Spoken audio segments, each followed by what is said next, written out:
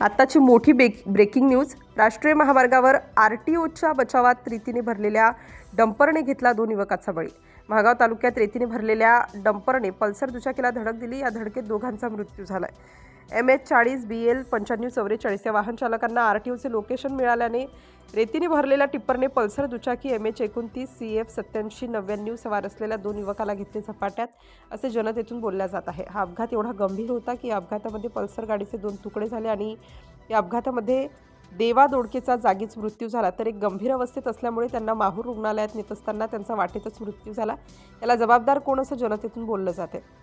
Mahagaon police स्टेशनचे ठाणेदार धनराज निडे व त्यांचा पोच फाटा घटनास्थळी पोहोचून यांनी पंचनाम्यामधील देवा दोडके व शिवम पाटे हे दोघेही आंबोडा येथे रहिवासी असल्याची माहिती दिली। दोघेही मित्र 12व्या वर्गात शिक्षण घेत होते। आज आंबोडा गावातील दुःखाचा डोंगर पसरलेला आहे। यवतमाळ जिल्हा प्रतिनिधी SK शब्बीर महागाव यांची सिटी इंडिया न्यूजसाठी खास रिपोर्ट।